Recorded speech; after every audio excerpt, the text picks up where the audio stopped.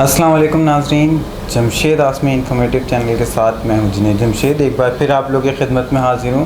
तो आज हम एक्वेरियम के हवाले से बात करेंगे और देखेंगे एक्वेरियम के ऐसे पैरामीटर्स, ऐसे पॉइंट्स जिसको हम नज़रअंदाज कर देते हैं, जिसकी वजह से हमारी मछलियाँ बीमार होती हैं और वो ज़ख्मी भी हो जाती हैं। बहुत सारी मछलियाँ हेल्थ नहीं ले रही होती हैं, बहुत सारी मछलियाँ डिस्टर्ब हो जाती हैं। तो आज हम ये पैरामीटर्स देखेंगे कि ऐसा क्यों होता है। तो सबसे पहले तो मैं आपको अपना ये जो दूसरा एक्वेरियम है इसको इंट्रोड्यूस करा देते हैं और आपको दिखा देते हैं। तो जैसा कि आप लोग देख सकते हैं, इसमें एक ही मछली मौजूद है और इसकी एक बहुत इंपॉर्टेंट वजह है कि इसमें एक मछली क्यों मौजूद है। सबसे पहले तो आप लोग देख सकते हैं इसको हमने डेकोरेटिव बनाया हुआ और काफ़ी अच्छा सजाया हुआ है। तो डेकोरेटिव बनाना कोई इतना बड़ा चैलेंज नहीं होता, लेकिन इसके अंदर थोड़े से पैरामीटर्स ऐसे हैं जिसको हमने बहुत ज़्यादा देखना होता है। सबसे पहले तो हम आपको ये दिखाते हैं कि इसके अंदर एक डिज़ीज़ हो रहा है पानी के अंदर। तो सबसे पहले हम इसको फोकस कर लेते हैं, देख लेते हैं। यहाँ पे कुछ लिटिल बग्स हैं, वाइट लिटिल बग्स, तो ये फैलना शुरू हो जाते हैं। तो सबसे पहले इनको देख लेते हैं। तो सवाल ये है कि ये बग्स जो हो रहे हैं इनसे छुटकारा कैसे पाया जाए। सबसे पहले तो आपने पानी को बिल्कुल क्लीन रखना है। इसके अंदर आपने एंटी लाइस जो मेडिसिन्स आती हैं उसका इस्तेमाल करना है। इसके अलावा हमने पिछली वीडियो में फ़िल्टर साफ़ करने का तरीका बताया था, उसको हमने पोटेशियम परमैंगनेट से साफ़ किया था अच्छी तरीके से, क्योंकि जो डिसीज़ आप देख रहे हैं, जो बग्स आप देख रहे हैं, इनके एग्स होते हैं, वो एग्स फ़िल्टर के अंदर आ जाते हैं। तो फ़िल्टर के अंदर से अगर क्लीन नहीं होते तो दोबारा ये बग्स होना शुरू हो जाते हैं पानी के अंदर। तो इस बात का हमने ख्याल रखना होता है कि ये फ़िल्टर से साफ़ हों, तो इसीलिए हमने पोटेशियम परमैंगनेट से इसको साफ़ किया था। तो ये वाइट आपको स्मॉल नज़र आ रहे होंगे, बिल्कुल छोटे छोटे से बग्स हैं ये, जो आम इंसानी आँख को थोड़ा सा मुश्किल होगा देखने में, लेकिन हम गौर फरमाएं तो ये थोड़े थोड़े नज़र आ रहे हैं हमें। इससे ये होता है कि जब ये मछली को लगते हैं यानी कि बाइट करते हैं तो मछली परेशान होती है, भागना शुरू हो जाती है। अक्सर हमारे साथ ऐसा होता है कि हमारे एक्वेरियम्स के अंदर जो मछलियाँ होती हैं वो इधर उधर भागना शुरू हो जाती हैं, हिट करने लगती हैं, टक्करें मारने लगती हैं। तो ये बग्स परेशान करते हैं, इनको बाइट करते हैं, तो मछलियाँ इनसे भी परेशान होती हैं। तो हमने इस बात का ख्याल रखना होता है कि एक्वेरियम में इस टाइप के बग्स ना हो, और हों तो फ़ौरन हमने इसकी एहतियात करनी होती है, क्योंकि अभी तो ये कुछ नज़र आ रहे हैं, ये कुछ दिनों बाद हंड्रेड्स में नज़र आते हैं, उसके बाद ये थाउजेंड्स में नज़र आते हैं। ये बहुत स्पीड से बढ़ते हैं।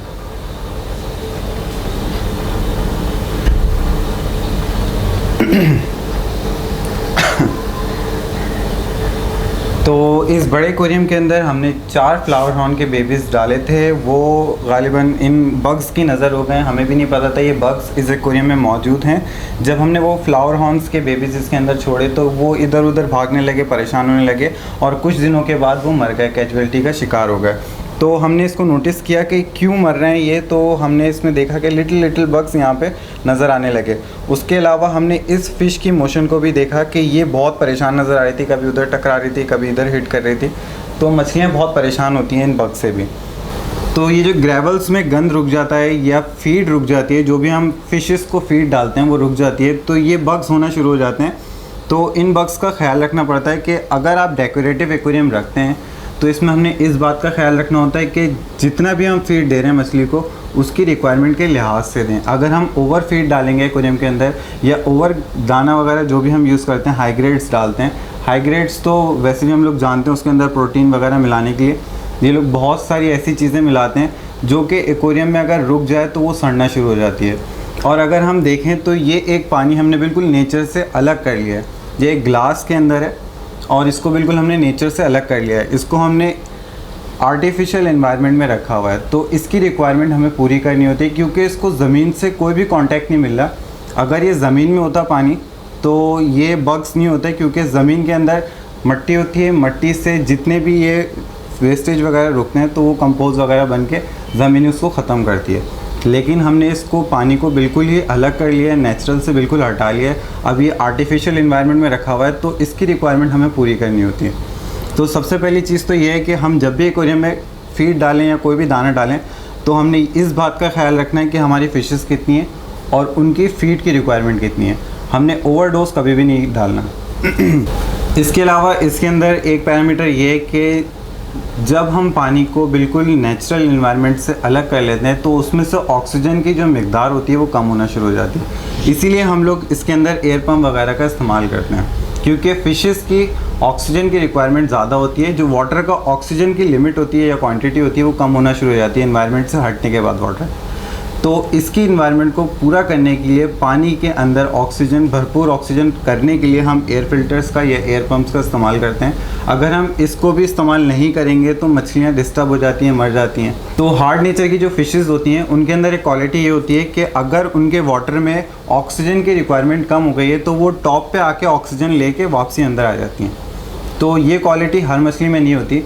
जो भी हम हॉबिस्ट के तौर पे पाल रहे होते हैं, देखें आपने अक्सर देखा होगा ये गोल्ड फिश वगैरह हम पालते हैं, तो उनके अंदर इतनी एबिलिटी नहीं होती कि वो ऑक्सीजन लें या उनके अंदर ये क्वालिटी नहीं होती, तो हम एयर फिल्टर्स का इस्तेमाल करते हैं। लेकिन इसके अलावा कुछ फिशेस हमारे हॉबीज़ में भी ऐसी हैं जो हार्डी नेचर की होती हैं और वो आसानी से सर्वाइव कर जाती हैं।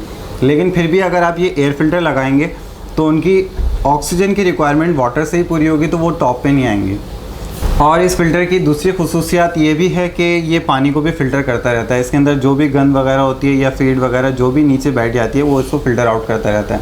इसके अलावा ये बग्स हमने देखे, इसके जितने भी एग्स वगैरह होते हैं ये इसके अंदर फ़िल्टर आउट कर रहा होता है। इसको आपने अच्छी तरीके से साफ़ करना होता है। एक्वेरियम में हमने सॉल्ट की रिक्वायरमेंट का भी ख्याल रखना होता है, क्योंकि जब हम पानी बिल्कुल हटा लेते हैं नेचुरल इन्वायरमेंट से तो इसके अंदर सॉल्ट की मिकदार कम होना शुरू हो जाती है। तो जितनी भी मछलियाँ होती हैं इनको सॉल्ट की ज़रूरत होती है, इनकी बॉडी को कुछ ना कुछ सॉल्ट की ज़रूरत होती है। तो एक्वेरियम में सॉल्ट की मिकदार किस तरीके से पूरी की जाए, तो आज हम ये देखेंगे। ये समुद्री नमक है,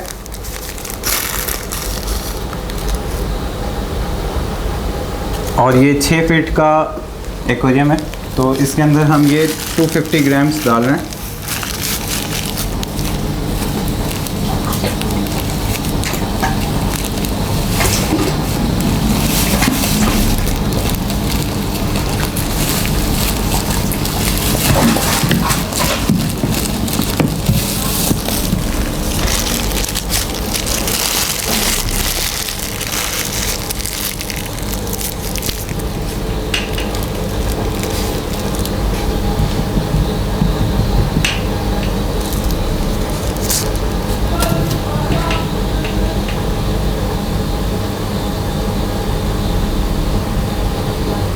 तो जैसा कि आप लोगों ने देखा, जैसे हमने इसमें नमक डाला एक्वेरियम के अंदर तो मछली इधर उधर हिट करने लग गई। ये इसकी वजह ये थी कि बग्स ने इसको काफ़ी इंजर्ड किया हुआ है, और जहाँ जहाँ से इसकी बॉडी इंजर्ड हुई थी वहाँ पे इसको जलन होने लगी, तो इसलिए ये इधर उधर भागना शुरू हो गए।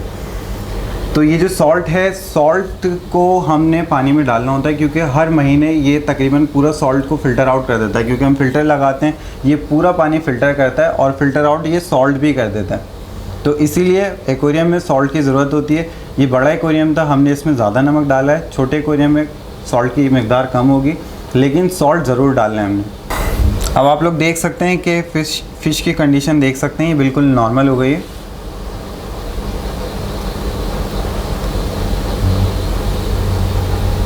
तो ऐसे बग्स को ख़त्म करने का तरीका यही है कि आपने जितने भी ये ग्रेवल्स वगैरह हैं सब डेकोरेशन को ख़त्म करके, यानी कि निकाल के ये पूरा पानी फ़िल्टर आउट कर लें या पानी पूरा चेंज कर दें, तो ये बग्स ख़त्म हो जाते हैं। क्योंकि इन ग्रेवल्स में ये जो डेकोरेशन है इसके अंदर कुछ ना कुछ एग्स रह जाते हैं, इनके वो दोबारा हैच होते हैं और ये दोबारा प्रोड्यूस होना शुरू हो जाते हैं। तो इसीलिए इनको कम्प्लीटली ख़त्म करने के लिए तो हमने ये करना होता है कि आपने पूरा ग्रेवल वगैरह निकाल देना है, उसके बाद इसका पानी पूरा चेंज करना है। उसके बाद ये जो ग्रेवल्स हैं, ये जो जितने भी मटेरियल्स हैं डेकोरेशन, इसको अच्छी तरीके से वॉश आउट करना है, फिर इसको दोबारा आप एक्वेरियम में लगा सकते हैं। तो इस तरीके से ये बग्स आसानी से ख़त्म किए जा सकते हैं। वैसे नॉर्मली ये करना चाहिए हमें वाटर के लिए, क्योंकि वाटर जो है वो बहुत ही इंपॉर्टेंट चीज़ है एक्वेरियम के लिहाज से। तो जब भी आप एक्वेरियम रखते हैं तो उसमें 15 दिन के वक्फे से इतना पानी निकाल के आपने नया डालना होता है, क्योंकि इसके अंदर जो पुराना होता जाता है पानी, इसके अंदर अमोनिया या दूसरी एसिडिक चीज़ें बढ़ना शुरू हो जाती हैं, जो कि मछली की हेल्थ के लिए नुकसानदेह है। तो हम इतना पानी इसमें से निकालते हैं और हर 15 दिन के बाद इसमें नया पानी डालते हैं। तो जितना हम पानी को मेंटेन करेंगे उतनी ही मछली फ़िट रहेगी और हेल्दी रहेगी,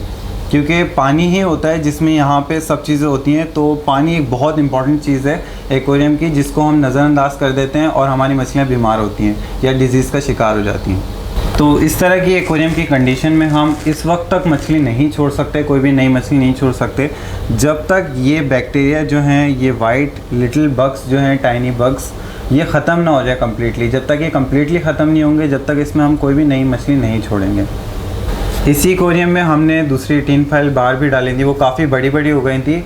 लेकिन इसमें इम्पॉर्टेंट चीज़ ये है, हमने इस बात का भी ख्याल रखना होता है कि अगर इन मछलियों का फुजला भी नीचे गिर जाता है तो उससे भी ये बग्स पैदा होना शुरू हो जाते हैं, तो वो भी कम्प्लीटली फ़िल्टर आउट होने चाहिए। अगर वो फ़िल्टर आउट नहीं होंगे तो आपका पानी, जो एक्वेरियम का पानी है, ये ख़राब होना शुरू हो जाता है। इसके अलावा इसमें बग्स आना शुरू हो जाते हैं या दूसरी लाइस वगैरह जो जुएँ होती हैं वो लगना शुरू हो जाती हैं, या मछली में फंगस लगना शुरू हो जाता है। तो इस टाइप की बीमारियों से बचने के लिए आपने पानी को मॉनिटर करना होता है, पानी को देखना होता है कि पानी बिल्कुल क्लियर है। इसके अंदर अगर कोई भी चीज़ रुक जाएगी तो वो सड़ना शुरू हो जाती है, और जब वो सड़ेगी तो उसके अंदर बग्स वगैरह पैदा होना शुरू हो जाते हैं। तो हमने दो चीज़ों का ख्याल रखना होता है। पानी जब भी हम एक्वेरियम रखते हैं तो हमने 15 दिन के वक्फे से इतना पानी चेंज करना होता है। इसके साथ साथ मैंने आपको फ़िल्टर साफ़ करने का एक तरीका बताया, वो आपने हर 15 दिन के वक्फे से इसी तरीके से वो फ़िल्टर साफ़ करना है। उसमें पोटेशियम पर मैग्नेट से हमने इसको साफ़ किया था। उसमें जितने भी ये बग्स के एग्स वगैरह आ जाते हैं फ़िल्टर में, वो तमाम कम्प्लीटली रिमूव हो जाते हैं, वो उनको बिल्कुल ही किल कर देता है। हम इसमें पोटेशियम पर मैग्नेट डाल नहीं सकते क्योंकि वो मछली को भी हार्मफुल होता है, मछली को नुकसान पहुँचाता है, लेकिन हम फ़िल्टर उससे साफ़ कर सकते हैं। उसमें जितने भी बैक्टीरिया होते हैं फ़िल्टर में, वो सब बैक्टीरियाज़ वगैरह को किल कर देता है। तो आपको मैं यही रिकमेंड करूँगा कि 15 दिन के वक्फे से आपने फ़िल्टर साफ़ करना है, जो मैंने वीडियो में तरीका बताया उस तरीके से, और अपने एक्वेरियम का इतना पानी चेंज कर देना है। आइए दूसरे एक्वेरियम की तरफ चलते हैं जो हमारे पास इस वक्त फिट है, और उसकी फ़िशेस देखते हैं। वहाँ पे हमने डिस्कस डाली हुई, ब्लैक गोस्ट डाली हुई, आइए उसकी कंडीशन देखते हैं। तो ये हमारा दूसरा एक्वेरियम है, 5 फीट का, बिल्कुल फिट है, और इसमें आप लोग देख सकते हैं मछली की हेल्थ। यहाँ पे आप लोग डिस्कस को भी देख सकते हैं, काफ़ी फिट है। डिस्कस पालना थोड़ा सा टेक्निक का काम है, तो जब भी हम कोई फीड दे रहे होते हैं मार्केट से लेके, जो भी हम दाना वगैरह डाल रहे होते हैं, ये दरअसल नेचुरल फीड नहीं होती।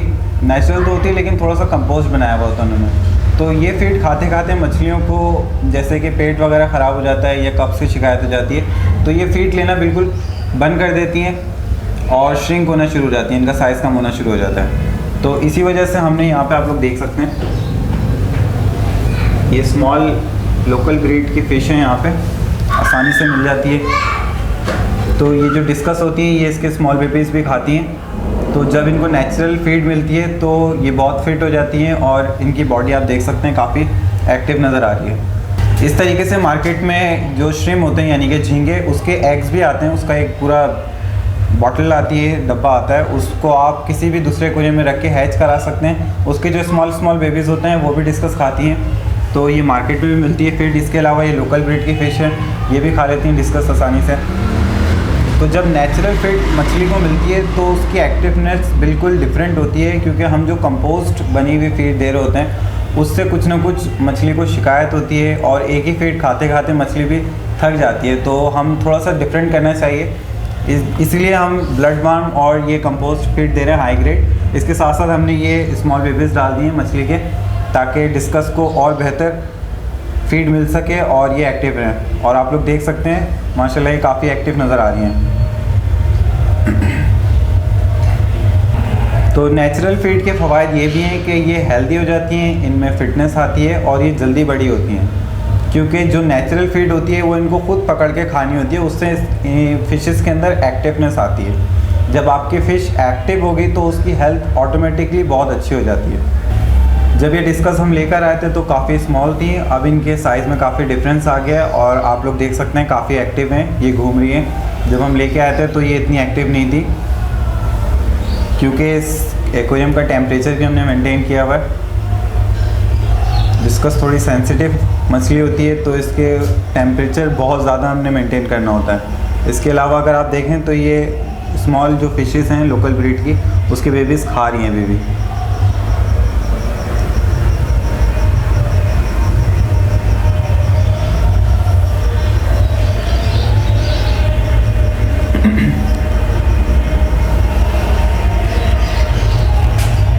और जैसा कि आप लोग देख सकते हैं इनके कलर भी काफ़ी बेहतर हो गए हैं, क्योंकि जब फ़िश एक्टिव होती है तो उसके कलर काफ़ी बेहतर हो जाते हैं और वो खूब निखर के नज़र आती है। तो जैसा कि आप लोग देख सकते हैं यहाँ पे हमारी ब्लैक गोस्ट भी काफ़ी खुश नज़र आ रही हैं। तो यहाँ पे आप लोग देख सकते हैं ब्लैक गोस्ट भी काफ़ी खुश नज़र आ रही हैं। इसके अलावा यहाँ पे एक डिस्कस भी मौजूद है, इसके भी कलर काफ़ी अच्छे हैं। फीड के हवाले से बात करें तो जितनी भी हम मछलियाँ परचेज़ कर रहे होते हैं तो ये जितने भी दुकानदार होते हैं ये सिर्फ इंपोर्ट का काम जानते हैं या इनको पता होता है कि कौन सी मछली किसके साथ रह लेगी। जो शॉपकीपर्स होते हैं इनको इतना आइडिया नहीं होता कि कौन सी मछली को कौन सी फीड देनी चाहिए जिससे वो काफ़ी एक्टिव हो जाए और काफ़ी अच्छी हो जाती है, हेल्दी हो जाती है। इन लोगों को ये पता होता है कि हमने बाहर से इंपोर्ट की एक फ़ीड, ये फ़ीड हम डाल रहे हैं, इसका ये रिज़ल्ट है, बस दैट्स इट। इनकी नॉलेज इस यहाँ तक होती है। जो शायकीन फ़िशेस के ऊपर रिसर्च करते हैं और इनकी फ़ीड के ऊपर रिसर्च करते हैं, इनको बेहतर तौर पे पता होता है कि इनको कौन सी फ़ीड देने से मछलियाँ एक्टिव होती हैं, कौन सी फ़ीड इनकी हेल्थ के लिए अच्छी है। तो जितना भी हम दुकानदारों से पूछ रहे होते हैं इनको सिर्फ ये फ़ीड के बारे में तो पता होता है जो इंपोर्ट करते हैं, यानी कि जो बाहर से आ रही होती हैं फ़ीड्स। तो शॉपकीपर्स को उन फ़ीड के बारे में तो पता होता है जो बाहर से पैकेट्स वगैरह में आती हैं, लेकिन जो नेचुरल फ़ीड्स हैं ये कभी भी इनके बारे में नहीं बताते क्योंकि इनको खुद भी नहीं पता होता। तो बेहतर ये हम लोग जो एक्सपीरियंस होता है हमारा आपस में शेयर करें, इससे हमारी जितनी भी फ़िशेज़ होती हैं इनकी हेल्थ अच्छी होती है और काफ़ी एक्टिव हो जाती हैं। तो नाज़रीन ये था हमारे एक्वेरियम का सेटअप। इसके अलावा हम फर्दर भी इसके ऊपर काम कर रहे हैं। तो आज हमने आपको इसकी नेचुरल फीड के बारे में बताया। जब भी मछली को नेचुरल फीड मिलती है तो उसकी एक्टिवनेस बिल्कुल डिफरेंट होती है क्योंकि उसको खुद पकड़ के शिकार करके यानी कि खाना होता है, तो उसकी बॉडी काफ़ी एक्टिव हो जाती है, तो उसकी हेल्थ भी अच्छी होती है, बॉडी भी अच्छी होती है, मछली भी फिट हो जाती है और ग्रो भी जल्दी करती है। तो नेचुरल फीड बहुत ज़रूरी होती है फ़िश के लिए क्योंकि हम कंपोस्ट डाल रहे होते हैं तो मछलियाँ जो हैं वो डिस्टर्ब हो जाती हैं क्योंकि उनको ऊपर जाना होता है टॉप पे, फिश सिर्फ फीड उठाना और वापसी आ जाना है, सिर्फ ये एक्टिविटी होती है। लेकिन अगर हम देखें कि नेचुरल फीड से इनको प्रॉपर एक्टिविटी मिलती है, ये पूरे एक्वेरियम के अंदर सर्कुलेट करती हैं यानी कि घूमती हैं और फीड को खुद खाती हैं पकड़ के, तो इस तरीके से इनकी हेल्थ काफ़ी अच्छी हो जाती है। तो नेचुरल फीड तो मेरा सजेशन यही है आपको कि डालनी चाहिए, हर मछली की रिक्वायरमेंट होती है ये। नेचुरल फीड से मछली का हाजमा भी बिल्कुल सही रहता है क्योंकि वो एक्टिविटी करती है, इधर उधर घूमती है, तो वो ऑटोमेटिकली फिट हो जाती है और उसका हाजमा भी काफ़ी अच्छा हो जाता है। तो जब हमने ये डिस्कस फिश ख़रीदी थी तो हमें इनके पेयर का अंदाज़ा बिल्कुल भी नहीं था, ये काफ़ी स्मॉल थी। अब ये बड़ी हो रही हैं और इनके मूवमेंट से इनके पेयर का अंदाज़ा हो रहा है। ये जो रेड वाली हैं ये बिल्कुल कन्फर्म पेयर है क्योंकि ये साथ साथ मूवमेंट कर रही होती हैं। तो आप लोग देख सकते हैं ये बिल्कुल साथ साथ घूम रही है। रेड जो है ये कन्फर्म पेयर है क्योंकि अब ये बड़ी भी हो रही है, उनकी मूवमेंट से हमें अंदाज़ा हो गया कि ये पेयर है। अब सवाल ये पैदा होता है जब ये पेयर एग्स देना शुरू करेगा यानी ब्रीड करना शुरू करेगा तो हमने क्या प्रोसीजर करना है। सबसे पहले तो हमने ये फ़िशेज़ निकाल लेनी है जो लोकल ब्रीड की बड़ी मछलियाँ हमें नज़र आ रही हैं क्योंकि ये इसी के अंडे खाना शुरू हो जाएंगे डिस्कस के, तो इसलिए हम इनको निकाल देंगे पहले। उसके बाद जाके ये जो स्मॉल है इनको छोड़ देंगे क्योंकि ये इनकी एक्टिविटी करती रहेंगी डिस्कस की, ताकि डिस्कस भी हेल्दी रहें।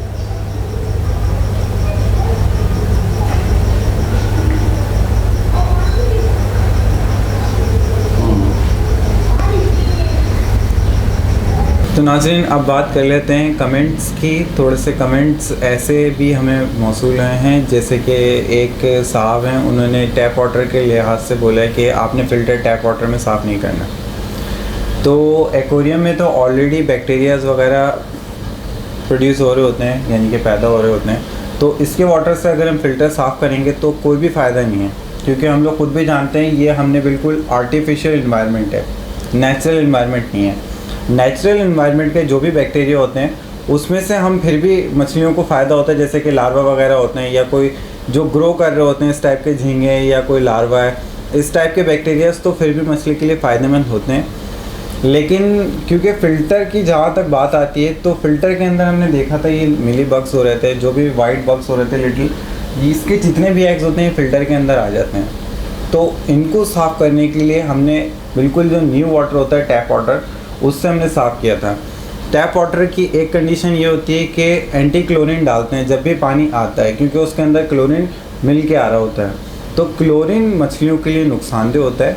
इवन जो हम टैंक्स वगैरह में पानी रखते हैं उसके अंदर से क्लोरीन जो होता है वो सब एग्जॉस्ट हो जाता है, निकल जाता है, एवेपोरेट हो जाता है। तो उसके अंदर हमें कोई भी ज़रूरत नहीं है एंटी क्लोरीन डालने की, उससे हम डायरेक्ट साफ़ कर सकते हैं। जो भी हमारी टंकी वगैरह में पानी स्टोर होता है उससे हम फ़िल्टर्स वगैरह साफ़ कर सकते हैं, वो हम एक्वेरियम में डाल सकते हैं। टैप वाटर में सिर्फ ये एक पॉइंट है जिसको हमने नज़र रखना होता है। इसके अलावा एक्वेरियम में जहाँ तक हमने बात की, एक साहब ने ये बोला कि जो जितने भी बैक्टीरियाज वगैरह होते हैं ये मछली के लिए फ़ायदेमंद होते हैं, तो मैं नहीं समझता, क्योंकि जैसा कि हमने बात की कि ये एक आर्टिफिशियल इन्वायरमेंट है।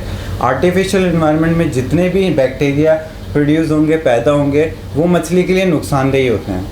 नेचुरल इन्वायरमेंट के जितने भी बैक्टीरियाज होते हैं वो फिर भी कुछ फ़ायदेमंद होते हैं, जैसे कि सबसे मोस्ट कॉमनली एग्जांपल है लार्वा की, क्योंकि मॉस्किटोज़ के जो एग्स होते हैं वो हैच करते हैं, वो मछलियाँ खाती हैं, वो मछलियों के लिए फ़ायदेमंद होते हैं। इसके अलावा मैं नहीं समझता कि कोई भी ऐसे बैक्टीरियाज एक्वेरियम के अंदर पैदा हो सकते हैं जो मछली के लिए फ़ायदेमंद हो। अगर आपकी नॉलेज में है तो आप प्लीज़ उनको मेंशन करें ताकि सबको पता चले, सबकी नॉलेज में इजाफा हो। तो जैसा कि आप लोगों ने देखा, हमने इसके अंदर समुद्री नमक डाला, तो वो इतनी ज़्यादा कोई क्वांटिटी नहीं थी, स्मॉल क्वांटिटी में डाला था, तो ये मछली कितना तड़प रही थी, इधर उधर भाग रही थी, हिट कर रही थी।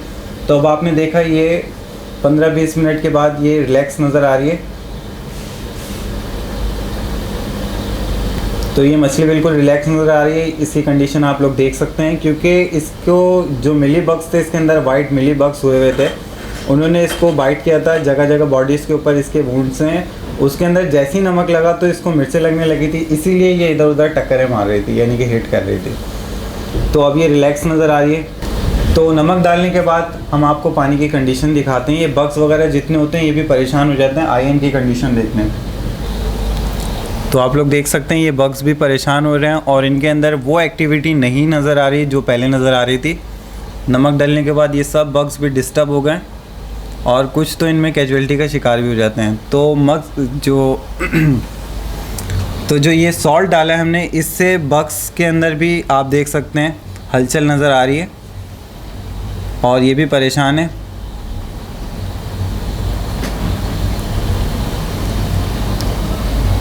क्योंकि जैसे जैसे एक्वेरियम के पानी को टाइम गुजरता जाता है, इसके अंदर से जो मिनरल्स होते हैं वो कम होते जाते हैं, ऑक्सीजन की मिकदार भी कम हो जाती है।